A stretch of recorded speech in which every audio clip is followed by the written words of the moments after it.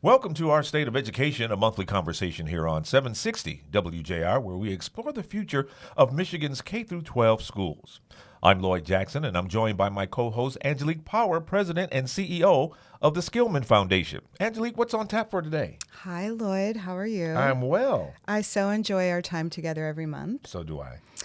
Today we're talking about what goes into a child's well-being. We're going to look at some data about it, and we're also going to talk about how that well-being is linked to policy and then the role each of us plays in policy. So we have a brilliant young leader. We have a former U.S. Senator, the leader of one of Michigan's most respected public policy organizations. We're going to have real talk about real kids here in Michigan. Can't wait to get into the show, because when we talk about education, we're really talking about the future of our state, its economy, equity, and the well-being of every child. So whether you're in Detroit or the UP, a parent or a policymaker, this conversation is for you. This is Our State of Education on 760 WJR. Welcome back to Our State of Education here on 760 WJR, brought to you by the Skillman Foundation, which invests over $20 million each year to strengthen education for students in Detroit and across Michigan. Now, to help us dive into today's conversation, here's your host, Skillman President and CEO, Angelique Power. So I want to pick up part of the intro where we at Skillman Foundation, we invest $20 million, sometimes upwards of that annually, really focused on how we can improve young people's lives. That's our financial capital. We also invest our moral and reputational and social capital to try to leave it all on the field to make lives better for young people. And part of that social capital is to understand that it's a partnership, that if money could fix it, then things would be fixed a long time ago. But that actually we need a lot of folks in different parts of the ecosystem to make change. And so we think of this as kind of transforming ourselves into a bridge. And this radio show, this podcast, is kind of a missive from that bridge that we send out once a month. And so thank you, because each of you, of our guests today, you serve very important roles. You play different positions on that bridge, and we're going to talk about it a little bit. So what is the best way to serve our youngest at Skillman Foundation? We believe that's the public education system, and that's because that's where most young people spend their time. And 9 out of 10 Michigan children go to public schools in Michigan. We also know that success in schools is not solely about if your kid is a smart kid or not. I mean, what kid is not uniquely brilliant? School success hinges on so many factors. I've heard teachers say what kids are carrying into the classroom with them is often much heavier than just the books in their backpack. And so today we want to talk about that. Some of our children here in Michigan are growing up in deep poverty. Mm-hmm. Some are couch surfing with friends and relatives while their parents search for stable housing. Some go to bed with hallowing hunger nightly. Some are battling illness or watching a loved one battle illness. And it should go without saying, but at this time of polarization, I'll say it, all children are precious. All children have dreams, and all children are ours. And all could have a bright future if given the right support. So I'm not going to sugarcoat what is headed our way in this episode. We're going to talk about some of the numbers and some of the conditions that Michigan kids are growing up with and how it's impacting their health and well-being. And then we're going to talk about something even more important than the way things currently are, which is the way things could be and what we're doing about it. So our first guest is Monique Stanton, who leads the Michigan League for Public Policy. You all just released your annual KidsCount data book. KidsCount looks at how children are faring based on concrete data and then provides proven policy solutions that can improve the lives of children. At Skillman, we are really proud to invest in KidsCount data along with our friends at Annie E. Casey. So welcome, Monique, and thank you so much for joining us. Thank you so much for having me here, Angelique. It's really and honored to be a part of this conversation. And at the League, similar to Skillman, we deeply believe that data is essential. Data plus people is what makes good policy. And so KidsCount is just a vital part of that data ecosystem in our state. I want to talk about KidsCount, but can you give us like just a couple sentences on what the Michigan League for Public Policy does? Absolutely. So we have served the state of Michigan for over a century, focused on issues of economic and racial justice. And we want to make sure that there's good policy to improve the lives of all Michiganders in our state. Residents from Detroit to the Thumb to the UP should have a part of the policymaking process. Thank you. So I do want to talk about KidsCount. I keep thinking of other questions, but Sure. Let's start with data. What is happening with data nationally, and why is it so important to have resources like KidsCount locally right now to give us certain types of data that we need? Yeah, so KidsCount is part of actually a national effort to measure the health and well-being of kids, young adults, and their families. And we compile data from trusted sources like the Department of Health and Human Services, the Center for Disease Control, the census data, to really help lawmakers, the administration, organizations make good, sound policy decisions. We know data can be confusing, so we want to make sure it's usable and understandable, and that's why things like KidsCount are so important. What's happening at the national level is deeply, deeply alarming for lots of reasons. Data is disappearing, so it makes it harder to make good decisions. Federal organizations and agencies are stopping disaggregating data, so looking at data by race and gender. And we know that different populations experience different things, and if we want to make good policy decisions, we need to look at disaggregated data. We've also seen massive layoffs of people. Over 1,000 people have lost their jobs. So tracking and tabulating that data, we know, is going to be more difficult. And then there's lots of issues around misinformation and making decisions and attacking facts and data. We want people, no matter what side of the aisle you're on, to know that data is sound and you can make different conclusions based on that data in order to make good policy. It seems like in Michigan, and I have to say, and we're going to talk about the budget, but I'm rooting for us in Michigan. It seems like we are using common sense here, and it's showing up in really surprising ways.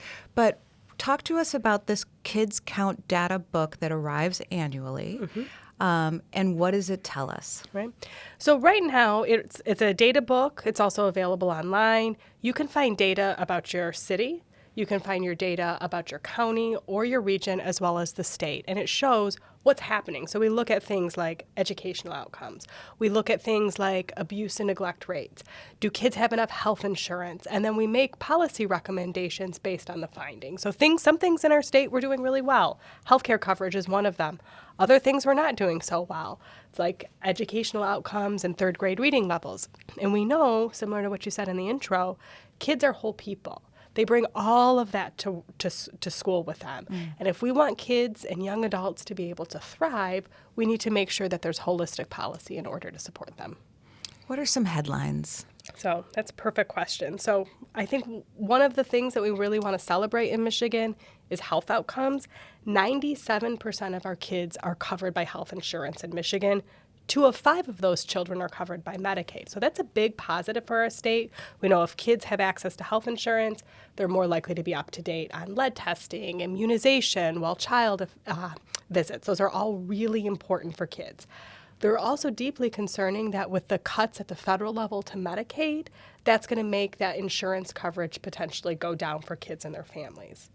We also have some concerns about education outcomes. 3rd grade reading and 8th grade math scores declined. We see that more students are graduating from high school, which is a positive, but they're not necessarily ready for post-secondary education. And then in terms of special education, we see numbers of eligible students for special education services reach an all-time high, so we know that kids are getting the services that they need.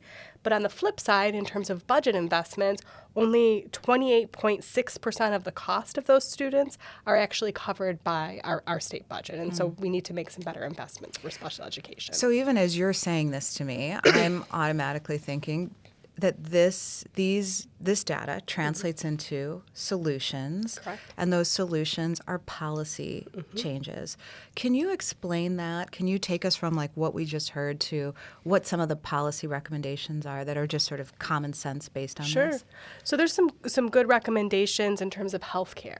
For kids, we would love to see continuous Medicaid eligibility for young children, meaning kids don't lose their coverage. They have a gap in coverage, means they're less likely to access the doctor. So that's something that the league has advocated for a long time.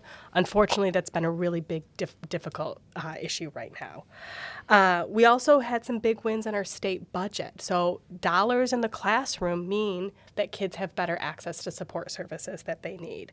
So we saw one of the biggest boosts to educational funding. We're at now a pure pupil funding rate of $10,500. That's a big win. And then we've seen other types of investments as well, and we know that that's really helpful for kids. I want to go deeper on the school budget after this break, but I'm going to turn it back to you, Lloyd. All right. Thanks for tuning in. And that's all we'll have for this segment, powered by the Skillman Foundation, investing in brighter futures for Detroit's youth and students across Michigan. Thanks for listening in. More ahead on Our State of Education on 760 WJR. Welcome back to Our State of Education, brought to you by the Skillman Foundation, which believes student, parent, and teacher voices must be at the table when decisions are being made about our schools. We're continuing our conversation, bringing in a second guest. Angelique, let's pick it back up. Thank you, Lloyd. So now we're going to come back to the school aid budget in a little bit when Monique comes back into our conversation. But now I'm so excited that I am sitting here with Kayla. Kayla Tate is from 482 Forward, which is a nonprofit that supports Detroit students and families to mobilize around education changes they want to see.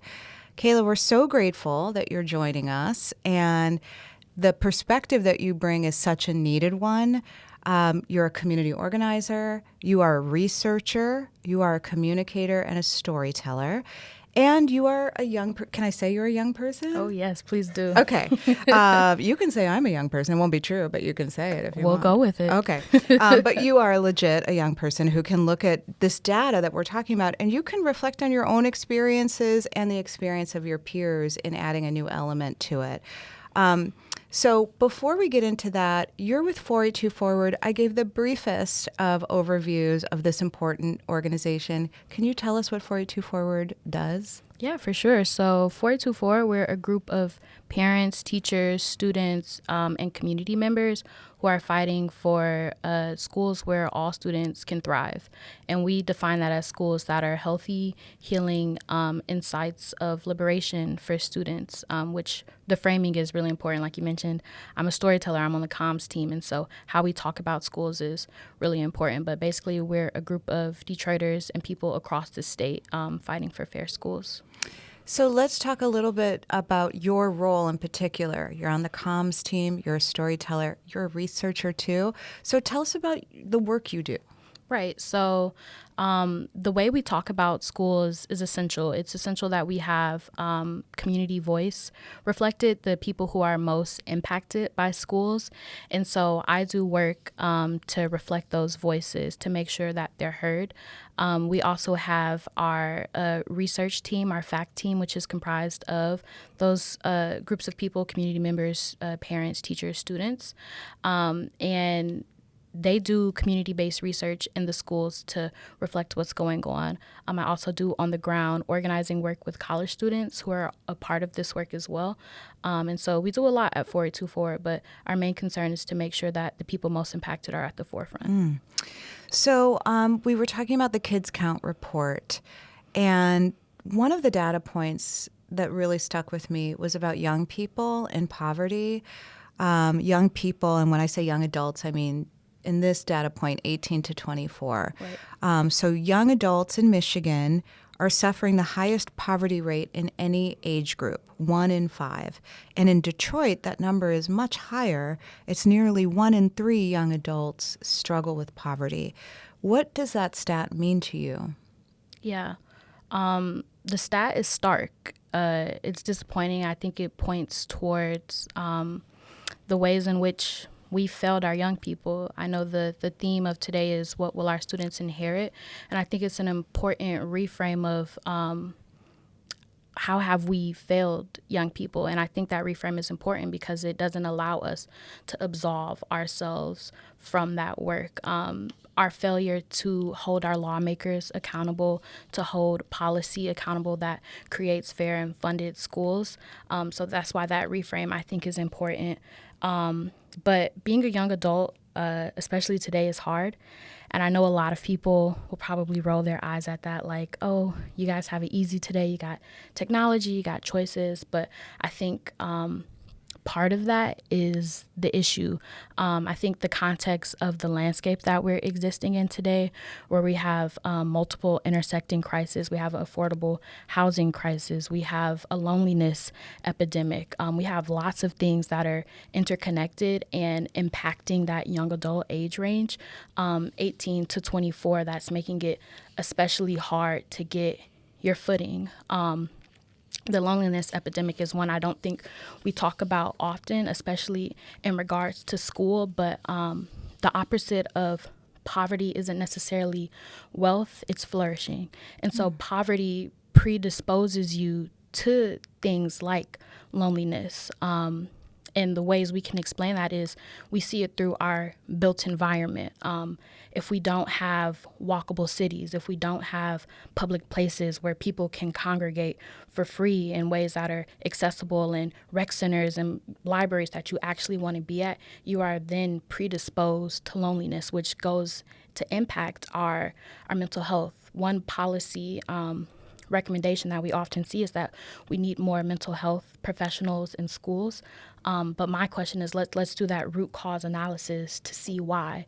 In the built environment, that poverty exacerbates the issues. It's all impacted by that. You know, it strikes me that there are so many compounding issues, and that often when you are in the midst of it, it just feels like putting one foot in front of the other is the way to get through it. But the difference with what you're talking about is understanding that there's a design to it, that there's a system design to it, that policy actually is part of this larger kind of chess game that plays into the conditions. So, and this is a part of 482's work too. How do you talk to young people to have them understand the link between immediate conditions and policy solutions? Right. That's actually a big part of my work is to get our young people to see this as a systems issue. A lot of times, the ways it's framed is as a moral failing or as individual issues, this certain school, this even just district or your principal or whatever, but we know it's a larger systems issue. And so our work is to enable our young people who have that brilliance to make those connections, because we do believe that students are empty vessels to be filled with knowledge. They already possess their own brilliance, and it's our job, our duty to empower them to unearth that. And so connecting things to systems, to not see it as a moral failing, and also that narrative work on the side of disrupting adultism. My generation, Gen Z, we've been categorized as this lazy, entitled generation who doesn't want to work. And that impacts policy. That makes it difficult to get more empathetic policy that's rooted in that intentional design that addresses these things. And so from even just how we talk about young people impacts how we shape policy and who's seen as deserving and not. What's your why? That's a good one. I mean, I just want to say for folks who can't see, like I'm just sitting watching you like bloom and talk about this. Like, you know, you are just like your energy just radiates this like wisdom and brilliance and excitement. So where does it come from? My mom always told my brother and I, who we are both first-gen students, that education is power, knowledge is power. We were raised with that. My mom recently actually passed away. Oh, honey, I'm so sorry. But so that's something I carry with me all the time. And I was born in Atlanta, and I went to school in Atlanta, a relatively affluent charter school. And I moved here to Detroit in the 4th grade, and I saw a stark difference in the classroom. The classrooms were gloomier, fuller. The library shelves were empty. But my classmates, the students, they were the same. They reminded me of my friends back in Atlanta. And so I knew always that disparity existed amongst Black people and white people. But when it was Black kids and Black kids, I was confused. That really broke something in my mind at an early age. And so really that was the catalyst for me to start to think about systems and to be like, why are these friends more deserving of having a library full of books and being able to go on field trips, and these students aren't? And so really that is my why. We are going to keep talking about all of these places where we stand on this bridge, where we connect to each other, and how policy connects to people after the break. Lloyd, back to you. That brings us to the end of this part of our conversation with Kayla Tate, Data, Research, and Communications Organizer for 482 Forward. Don't go anywhere. There's much more ahead on Our State of Education, brought to you by the Skillman Foundation on 760 WJR. Welcome back to Our State of Education, proudly supported by the Skillman Foundation, partnering with people to transform education and nurture the brilliance and power of Detroit youth. We're continuing our important conversation. Angelique, reintroduce our guest and take us back in. We are having a wonderful conversation with Monique Stanton, who leads the Michigan League for Public Policy, and also with Kayla Tate from 482 Forward. Monique, welcome back to our conversation. You know, we ended in a way which ties together how we're talking about people who are involved in systems and policy, and they're all sort of humanity-centered. They're all connected. And so I want to welcome you back to the conversation by asking you the same question I asked Kayla, which is, what is your why? Great. Thank you. That's a great question. So it's really twofold. First, I grew up in a home where my mother struggled with a substance use disorder, a pretty serious heroin addiction. And I had two reasons that I was able to be where I'm at. Strong family support beyond what she was able to do and provide at that time, and some systems of care that were able to catch me and my family. And that made my life possible, those two things. And then for much of my career, I spent working in direct human services where people are desperate and need really serious help at interventions. And as much as we could provide those direct interventions, we need to improve that overall system of care to really transform lives. And people who are most impacted need to be at the heart of those policy decisions and those conversations. They know what people need and want, and we really need to listen to people in making decisions and recommendations. Thank you for sharing that. Monique and I have been friends for the last 4 years, and I didn't know that story. So thank you for telling us about that. You know, within the KidsCount data, one of the headlines is really about poverty, and that goes back to some of the things that I was talking about in my opening. The 2024 census has been making some headlines. Let's define it. A family of four is considered to be living in poverty if they have an income of under $31,200. And we've heard some headlines about children in Michigan, but also in Detroit lately. Can you talk to us a little bit about what poverty looks like in Michigan? Sure. So I want to start this conversation by saying poverty is a policy choice. We are choosing to allow kids to grow up in poverty. During COVID, we increased the childhood tax credit and reduced childhood poverty in America by half. And once that went away, poverty shot up. And so we make choices every day, our lawmakers do, to frankly keep kids in poverty and make the lives of people much more difficult. So right now, 18% of kids in Michigan live in poverty, and that's just above the U.S. childhood poverty rate of roughly 15%. Half of all kids in Detroit, this data just came out a couple weeks ago, showed that half of kids in Detroit are living in poverty. And we know that kids in poverty face uphill battles and struggles, and it makes lives much more difficult, whether we're talking about health, education, trauma. We know that is deeply, deeply concerning.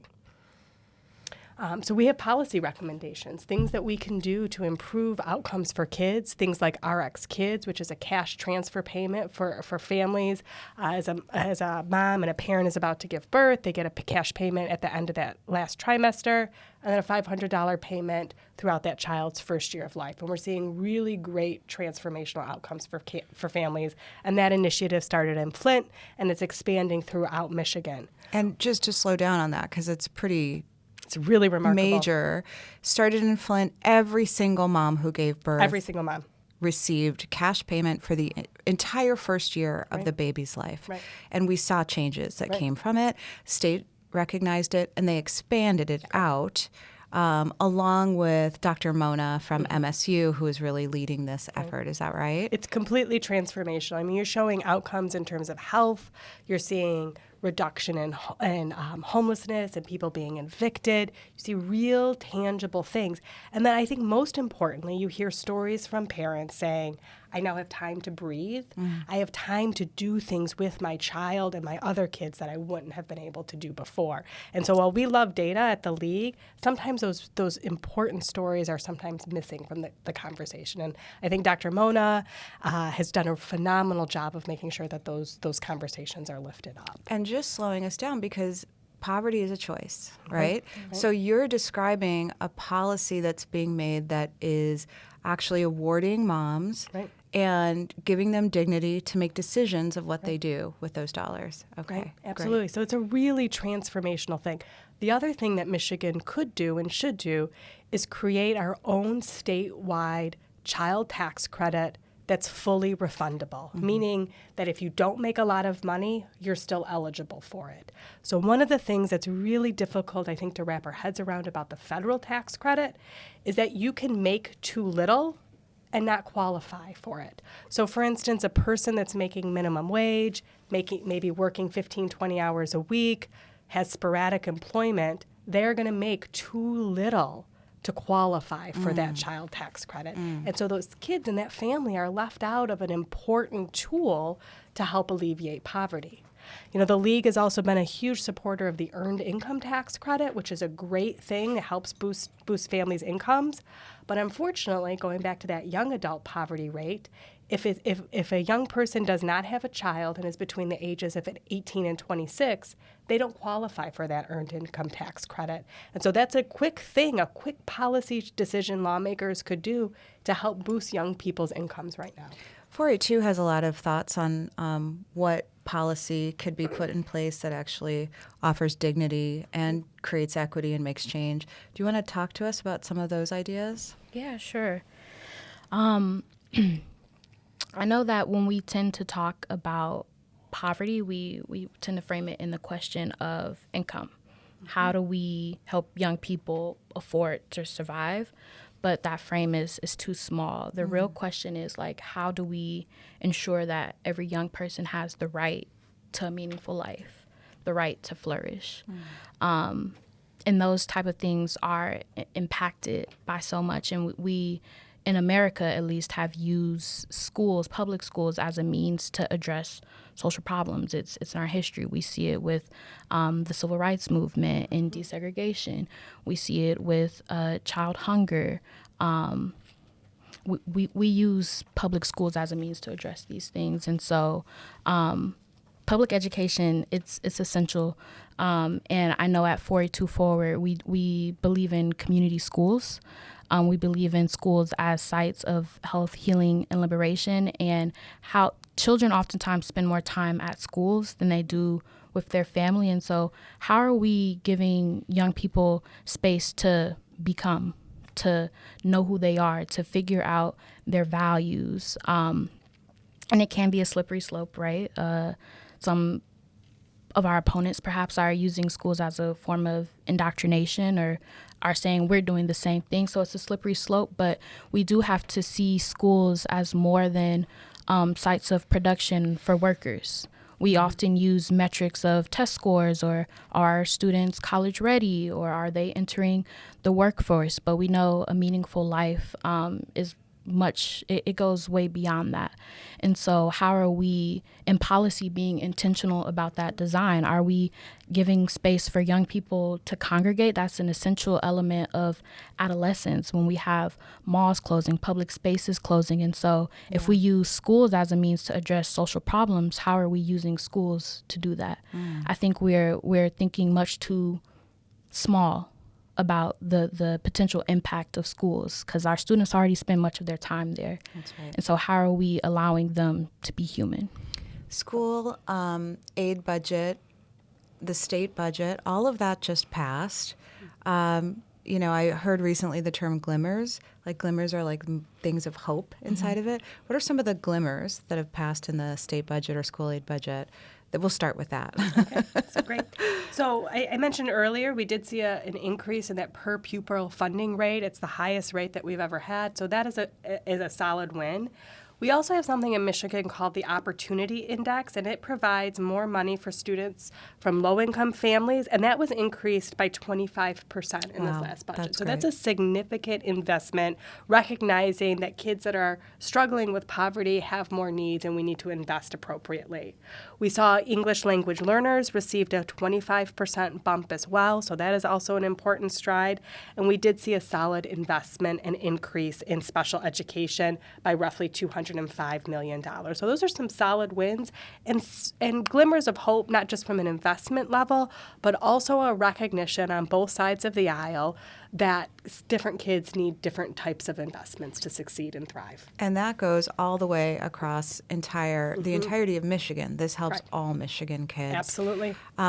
We have to wrap soon. Are there any glimmers that you see in the budget or anything else? I would say there's been significant strides in Detroit, at least I know, to incorporate a holistic understanding of arts education. There's a new initiative coming out of Detroit Excellence in Youth Arts, a citywide initiative to get arts back in all schools. And I think that's essential and a glimmer of hope. Yes, I agree. And increased enrollment in DPSCD for the first time in a few years. Lloyd, back to you. Yeah, a lot of ground's been covered with our guest, and there's still more to unpack when Senator Debbie Stabenow joins us in our final segment right after the break on 760 WJR. Welcome back to our State of Education, sponsored by the Skillman Foundation, where we follow the will of Detroit youth to dream big and design new possibilities together. Angelique, I'm going to turn it back over to you with a very special guest. Well, the final guest on today's show is joining us remotely from Northern Michigan. This is the incredible U.S. Senator, former U.S. Senator, I'm sad to say, Debbie Stabenow. We are so delighted to have you in conversation. One, because you are intimately knowledgeable about how Michigan kids and families are faring. You have relied on data over the years, which we've been talking about so much. You've done so much work in Lansing, in DC. You've navigated politics, and you've been able to really link what people need, how policy works, and how change happens. There were some things that I learned in reading this introduction.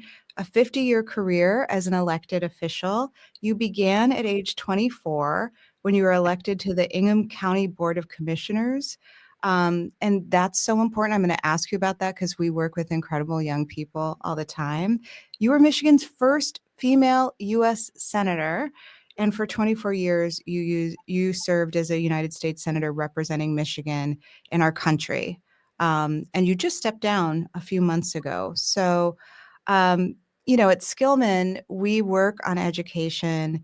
We have seen you in action, working across the aisle. The first thing I just want to say is thank you for joining us and welcome.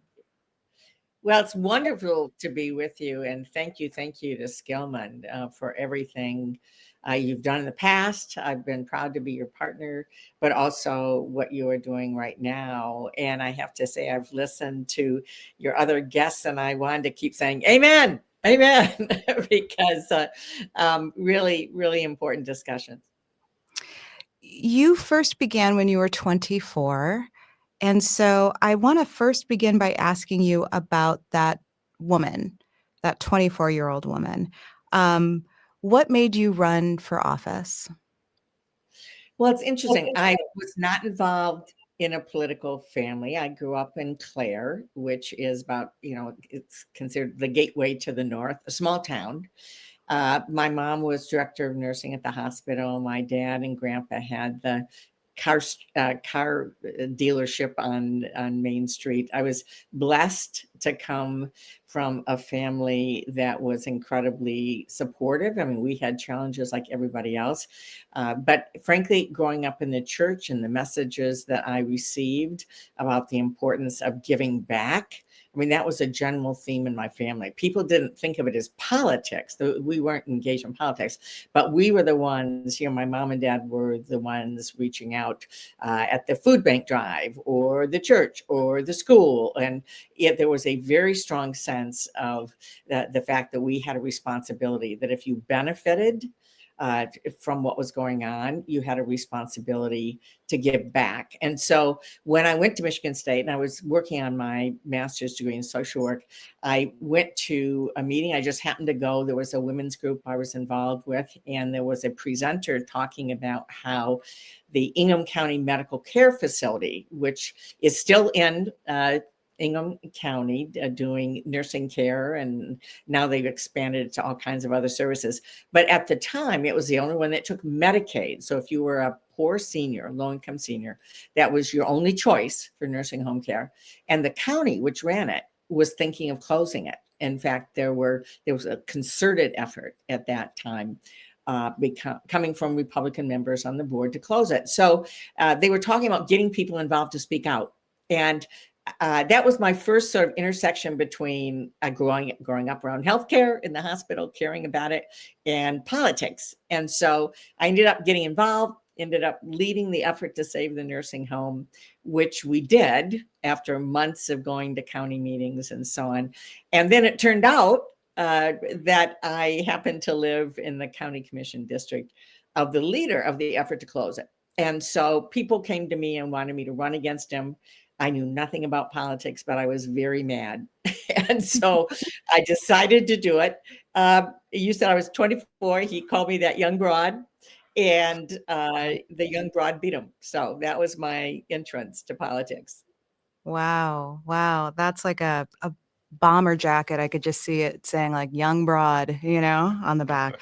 Often I think that anger is how people do get involved in politics. They are reacting to bad policy, and that is their way that they first find their voice. A lot of what we work on at Skillman is trying to figure out how we can weave young people and educators and neighbors into crafting good policy on the front end. Do you have any examples of when you were in office and you saw this happen? So many.